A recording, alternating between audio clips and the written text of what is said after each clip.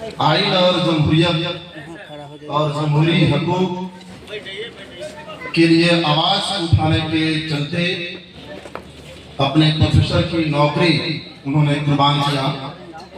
भाई professor doctor Lakshman Yadav ji और छात्र जीवन से ऑल इंडिया स्टूडेंट्स एसोसिएशन के बिहार प्रदेश के अध्यक्ष रहे कॉमरेड रिंकू यादव जी, मंच में बैठे CPIML के यहाँ के जिला के सचिव कॉमरेड दिवाकर जी, ऐसा के अजय भाई, विजय पासवान जी और मंच में बैठे आप तमाम बहुजन समाज के प्रथम जी, आप सभी साथी जो हमारे योद्धा हैं, लीडर हैं और आप सभी जो यहाँ पे 2 घंटे से मौजूद हैं।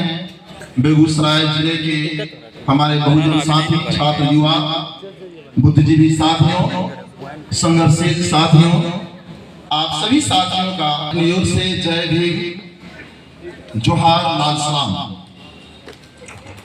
आप जानते हैं हम लोग अभी यहाँ पे बहुजन सम्मेलन कर रहे हैं और ठीक इसी समय दुनिया में अमेरिकी राष्ट्रपति डोनाल्ड ट्रंप और इजराइल की नेतन्याहू की जोड़ी ने दुनिया में आतंक मचा रखा है। ईरान पे हमले हुए हैं, फिलिस्तीन में नरसंहार जारी है, मासूम बच्चों, महिलाओं, बेकसूर इंसानों का कत्लेआम, नरसंहार जारी है, भूख से मौत हो रही है। दुनिया के देशों ने कहा युद्ध विराम रोको, वहां वोटिंग हुई, लेकिन भारत सरकार के कोई यहां प्रतिनिधि उस वोटिंग से गायब रहा। पिछले दिनों पहलगाम के मामले में भी आपने देखा कि डोनाल्ड ट्रंप से हमें पता चलता है कि पाकिस्तान और भारत के बीच जो तनाव था, जो एक दूसरे पर हमला हो रहा था, भारत की सरकार का दावा था कि पाकिस्तान के आतंकी ठिकानों को हम लोगों ने ध्वस्त किया है।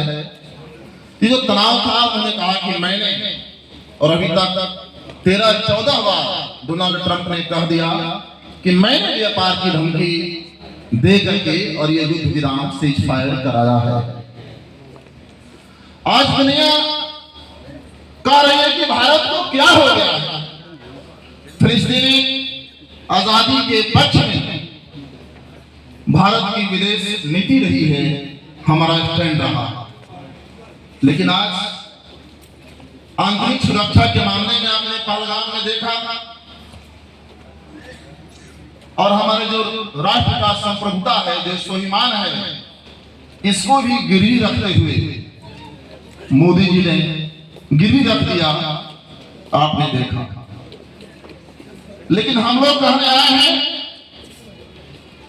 कि मोदी हो, अमित शाह हो, RSS भाजपा के हुक्मरान हो, तुम देश और इस देश के संप्रभुता और स्वाभिमान के साथ समझौता कर सकते हो, अमेरिकी साम्राज्यवाद का दलाली कर सकते हो, लेकिन ये मुल्क शहीद आजम भगत सिंह, बाबा साहब अम्बेडकर, बिरसा मुंडा, फूले और बहादुर शाह जफर का मुल्क है। हम इस मुल्क में इन शहीदों नायकों का संतान है और इस देश में नायकों का संतान अमेरिकी साम्राज्यवाद के साथ समझौता नहीं कर सकता है।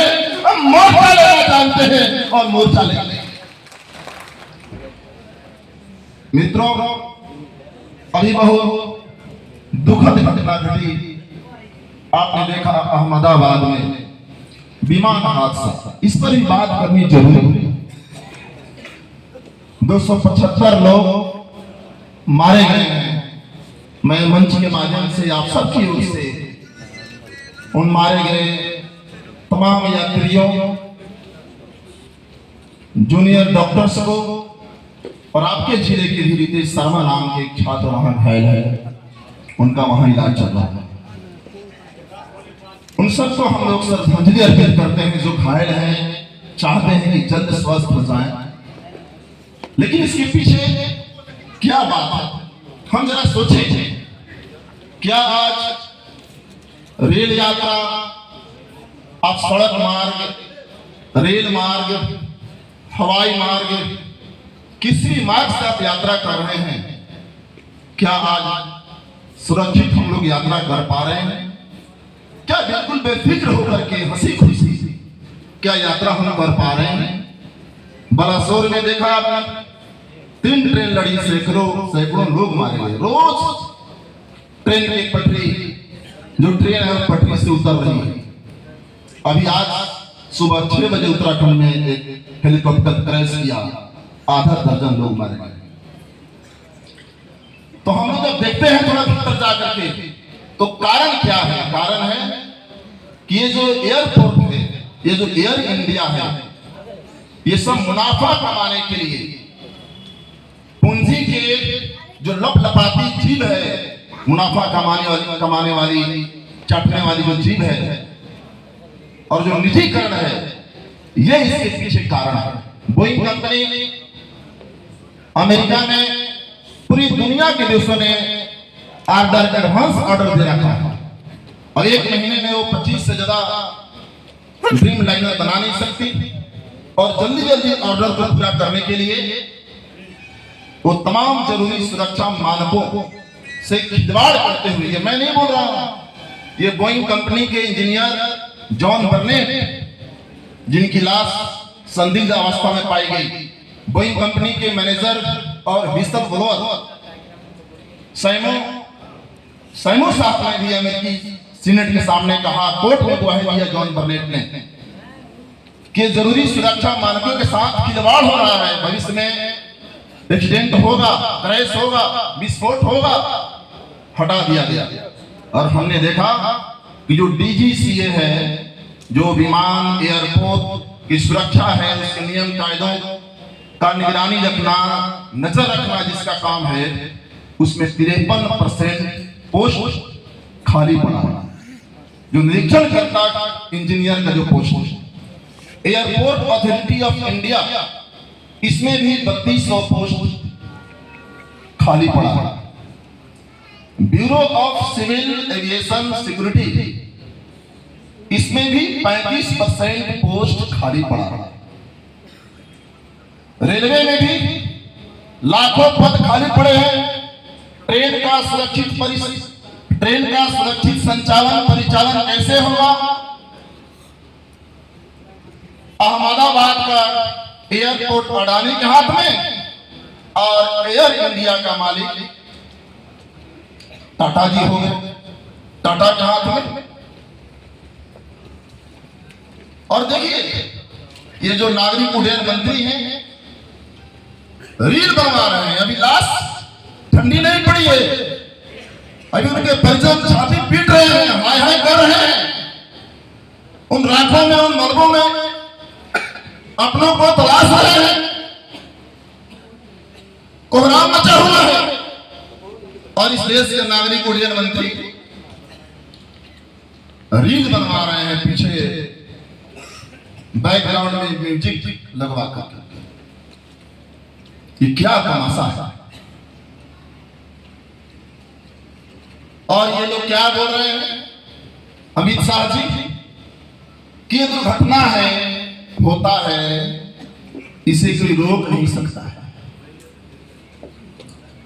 ये देश के गृह मंत्री का ये बयान, ये शर्मनाक बयान गैर जिम्मेदाराना। और ये लोग हर बात में कहते हैं कि हिंदू खतरे में है। अरे हिंदू खतरे में है कि विमान यात्रा, हवाई यात्रा, सड़क यात्रा, रेल यात्रा आपके राज्य में खतरा में पड़ गया। हमें कहना होगा इस देश के बहुजनों को कि हिंदू खतरे में नहीं है। अमित शाह जी, मोदी जी, जोगी जी, हमारा बाबा साहब का संविधान, संवैधानिक अधिकार, सामाजिक न्याय, आरक्षण, नौजवानों के रोजगार, प्रेम, मोहब्बत, भाईचारा, आदिवासियों के जल, जंगल, जमीन पर अधिकार, पूरा देश खतरा में है। हिंदू खतरा में नहीं है, पूरा देश खतरा में है। ये आज हम लोगों को बताना होगा। मित्रों, हम लोग बाबा साहब का यहाँ तस्वीर लगाए हैं, एक और बहुजन नायक का उधर तस्वीर लगाए हैं। फूले, सावित्रीबाई फूले, बाबा साहब अम्बेडकर, सब लोगों ने आह्वान दिया था, नारा दिया था, शिक्षित बनो, संगठित हो, संघर्ष करो। बिहार में आने वाला चुनाव है। पिछले जब हम लोग शासन सत्ता में थे, माले का भी सपोर्ट था, तो हम लोगों ने कहा कि बिहार में ये जो नई शिक्षा नीति है मोदी सरकार जो लाई है, इसको हम लोग बिहार में लागू नहीं होने देंगे।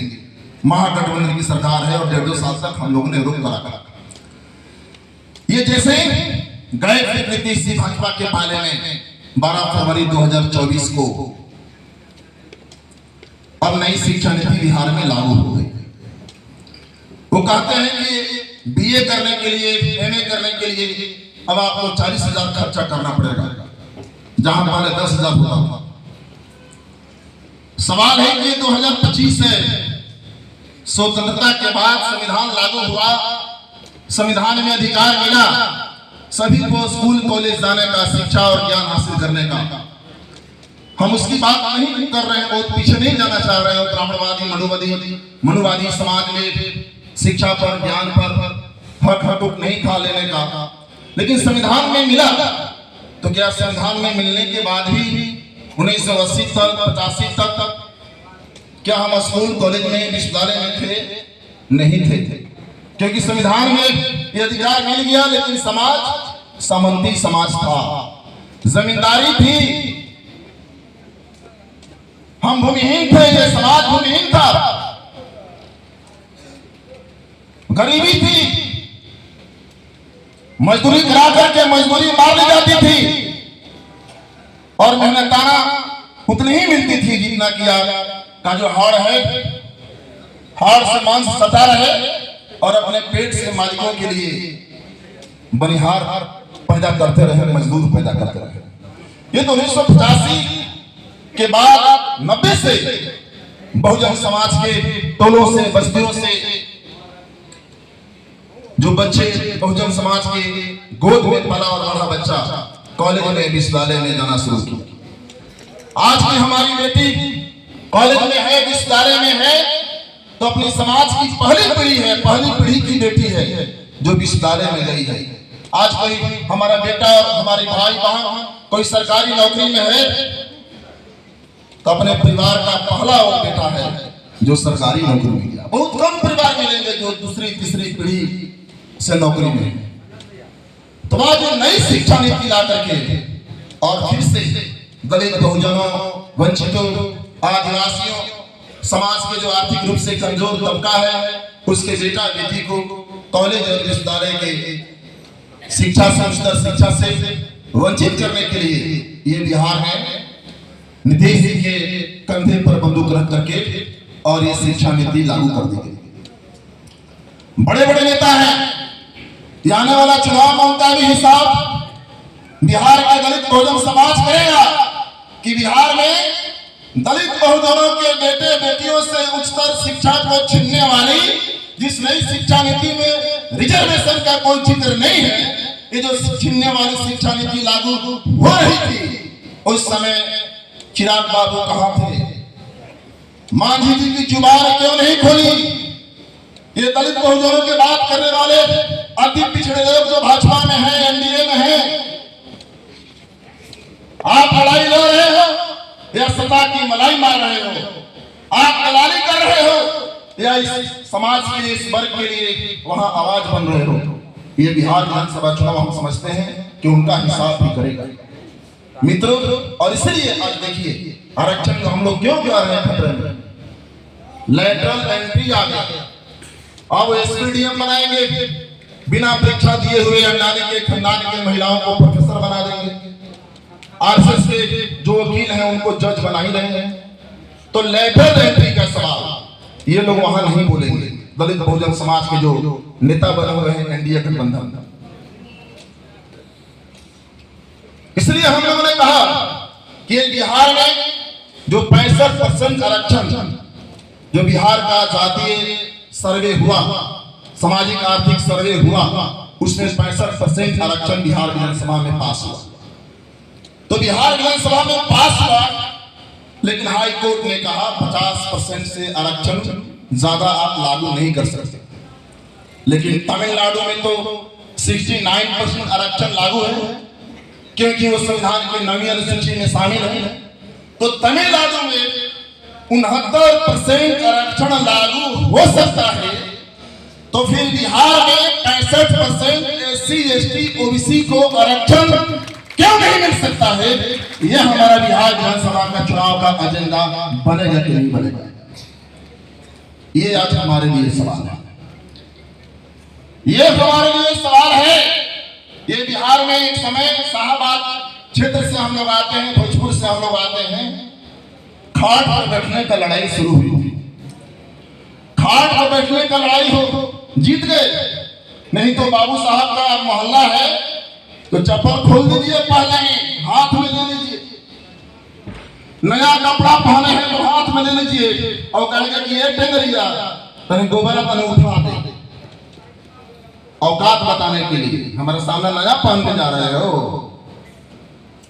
वो लड़ाई जीती गई और आज यही लड़ाई हरियाणा में, राजस्थान में, मध्य प्रदेश में, गुजरात में दलित दुल्हा, बहुजन दुल्हा घोड़ी पर चढ़ने की लड़ाई लड़ रहा है। और इसलिए हम लोगों को ऐलान करना होगा, हिंदुस्तान के दलित बहुजनों का बेटा घोड़ी पर तो चढ़ेगा ही।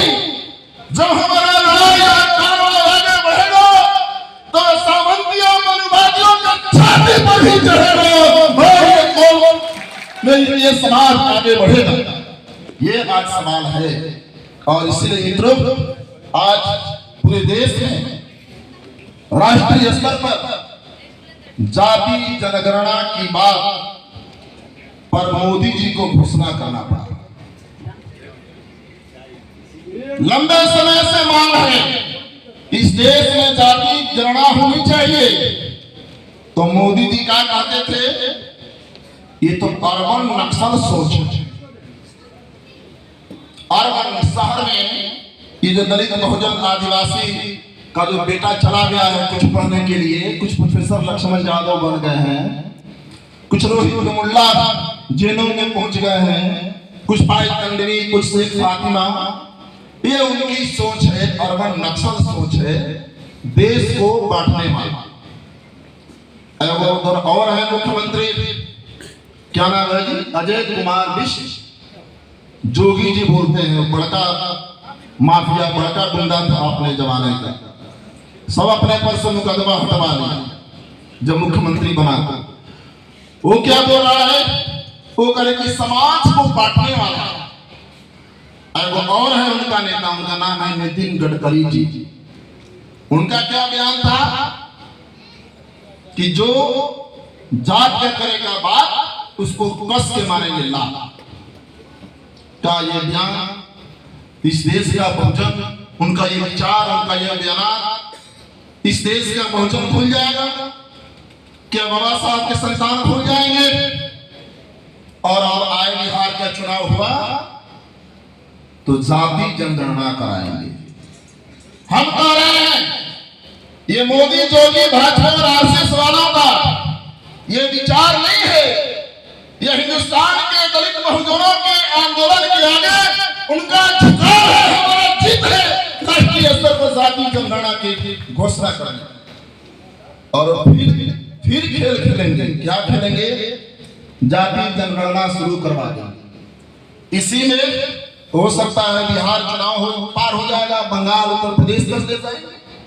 और जो सिफारिश आएगा, क्योंकि याद कीजिए साथियों, बिहार में समान स्कूल प्रणाली आयोग बना था, उसका सिफारिश आया, नीतीश बाबू ने ठंडे बस्ते में डाल दिया।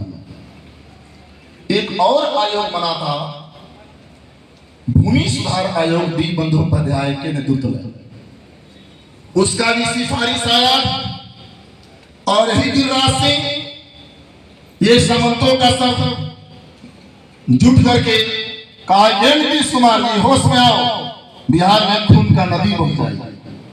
हम नीतीश जी पहुंच सका दिए और भूमि संशोधन आयोग के भी सिफारिश को छोटे बस्ते में डाला।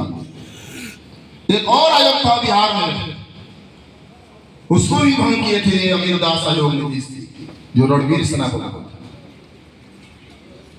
ये मोदी जी, अगर आप चाहेंगे कि राष्ट्रीय जो स्तर पे जाति गणना होगी और इससे जो बात निकल करके आएगी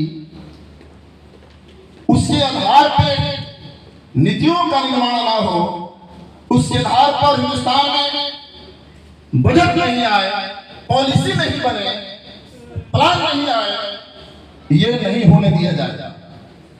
जाति गणना क्यों जरूरी है? जाति गणना इसलिए जरूरी है कि हिंदुस्तान के सत्ता, संपत्ति, संस्थान और सिस्टम के शीर्ष पर किसका कब्जा है। यह इसलिए जरूरी है कि देश में जो हमारा economic, industrial, agricultural, educational policy जो देश ने हमारा लिया, आर्थिक, औद्योगिक, कृषि नीति, शैक्षणिक नीति जो देश ने हमारे लिया, खासकर 1990 में जो एलपीजी नई आर्थिक औद्योगिक नीति आई, लिबरलाइजेशन, प्राइवेटाइजेशन और ग्लोबलाइजेशन 1990 में, ये जो नीतियां देश में लाई गई, इन नीतियों से सबसे ज्यादा कौन वर्ग लाभान्वित हुआ और कौन वर्ग, कौन समाज, कौन तबका, कौन लोग इससे महरूम रह गए, वंचित रह गए। जाति गणना इसलिए जरूरी है कि जो जमीन है,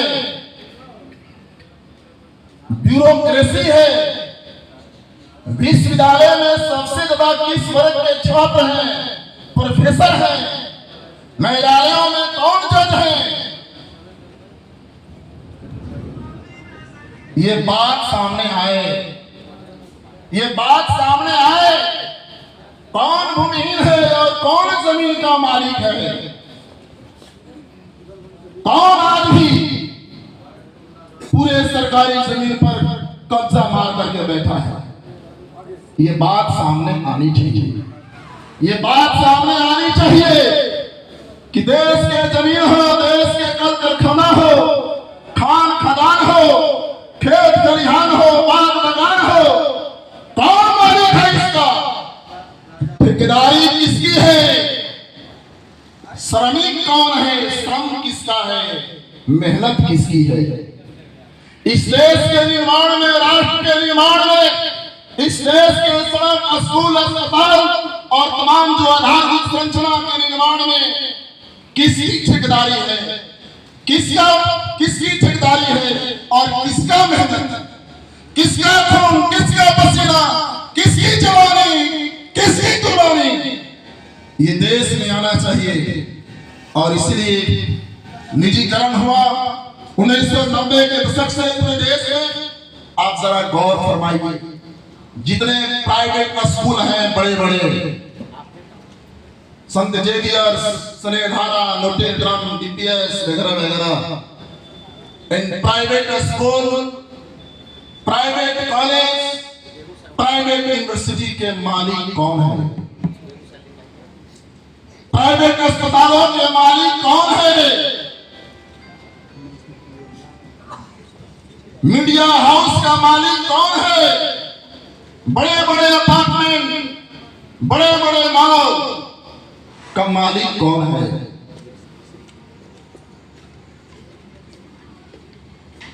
सत्ता द्वारा दी हुई लाइसेंसी बंदूकें किनके हाथों में है? ये बात आनी चाहिए, ये बात आनी चाहिए। और इसलिए हम लोग कह रहे हैं कि राष्ट्रीय स्तर पर जातीय गणना जरूरी है। ये कोल, रेल, सेल, भेल, फेल, ओएनजीसी, एयरपोर्ट, पोर्ट किसको मालिक बना दिया इन लोगों ने? किसको मालिक बना दिया इन लोगों ने। और इसलिए ये बात उठे, ये बात उठे और बिहार में सामने आ गया। बिहार के सर्वे में सरकारी नौकरी में आप कितने हैं? सभी जगहों पर तमाम संपत्ति संस्थानों सिस्टम में ऊंचे पदों पर देश के जो 90 सचिव हैं, आप सब जानते हैं, आंकड़ा आ गया है। 90 जो सचिव हैं जो देश के केंद्रीय मंत्रालय का जो पावर यूज करते हैं, जो पावर एग्जीक्यूट करते हैं, वो तमाम स्वर्ण जातियों से भरा है। 3-4 SC ST हैं, शायद OBC है। तो ये एक सवाल है और इसलिए हम लोग कहने के लिए आए हैं कि तमाम चीजों के बावजूद बिहार के सामने सबसे ज्यादा चुनौती है, क्योंकि बिहार ने दिखाया है हर बार बिहार खड़ा हुआ है अंग्रेजों के जमाने से लेकर के तानाशाही से लेकर के और सामंती व्यवस्था के खिलाफ, सामंती शोषण और उत्पीड़न के खिलाफ बिहार सबसे अग्रिम मोर्चे पर खड़ा रहा है। और इसलिए पूरा देश बिहार की तरफ देख रहा है। बिहार में आवाज उठता है, हाथरस में हमारी बहन के साथ जुल्म हो या फिर जम्मू कश्मीर के कठुआ का जुल्म हो, उन्नाव में जो गाय के नाम पर जुल्म हो, या कहीं जो मॉब लिंचिंग होता है, या कोमल पासवान हो, काजल मंडल हो, स्नेहा कुशवाहा हो, और मुजफ्फरपुर में पासवान समाज की दलित बेटी के साथ बलात्कार हो, जहां भी कहीं भी बलात्कार होते हैं, कहीं भी मॉब लिंचिंग होता है, कहीं नरसंहार होता है। यही बेगूसराय जिला है जहां जमीन के लिए मांझी और कृषि और समाज के लोग यहाँ पे शहीद हुए हैं। तो कहीं भी इस तरह के जुल्म होते हैं तो बिहार सबके सामने मोर्चा लेकर के सीना तान करके खड़ा हुआ है। और इसलिए जो आने वाला बिहार विधानसभा चुनाव है, ये जो संविधान के विरोधी लोग हैं, ये जो लोकतांत्रिक अधिकारों के विरोधी लोग हैं, ये जो धार्मिक आजादी से लेकर के आज मुसलमानों के धार्मिक आजादी पर हमला, आज इस देश में मध्य प्रदेश से लेकर के छत्तीसगढ़ में नक्सली के नाम पर इनको देना है खनिज संपदा, जल जंगल जमीन को कॉर्पोरेट को लुटाना है, और आदिवासी अपना उस पर अधिकार की बात करता है तो नक्सली बता करके और गोली को मारते ही हैं। ये लोग थाने में आदिवासी बेटियों के साथ जोनी सिर्फ में चाकू घुसा करके और ये लोग पेट तक नाभि तक चीरते हैं, पत्थर भरते हैं। इस तरह के ये लोग जुल्म और अत्याचार करते हैं। और इसलिए हम लोग आए हैं कहने के लिए कि बिहार विधानसभा का चुनाव है। इस चुनाव में हम लोग संकल्प लेंगे कि चाहे ऑफिसालय में दलित बहुजनों का खून गिरा हो, चाहे इस देश के खेत खलिहानों में या रोजगार मांग रहे नौजवानों को रेल के पटरी पर अग्निवीर के सवाल पर, या परीक्षा में जो लीक होता है, कंपटीशन के परीक्षा में जो प्रश्न पत्र लीक होता है, उस समय जो लाठी चलती है, मजदूरों पर जो लाठी चलती है, ये तमाम जो जुल्म हुआ है, ये तमाम जो खून गिरा है, वो तमाम जो जुल्मों और अत्याचार हुआ है, ये जो खून गिरा है, उसके एक एक कतरा का बदला बिहार विधानसभा चुनाव में बिहार के दलित और बहुजन, ये जो आरएसएस भाजपा जो एनडीए की सरकार है, इस सरकार को इस बिहार में मजा चखा करके एक एक कतरा का बदला लिया जाएगा और हम लोग आगे बढ़ेंगे। मित्रों, साथियों ने परिचय दिया हमारा कि हम पहले विधायक थे, बहुत पहले विधायक नहीं थे। ये 2020 में चुनाव भोजपुर में माले के टिकट पर वहां के लोगों ने हमें 50,000 वोट से चुनाव जिताया था, 90,000 वोट आया।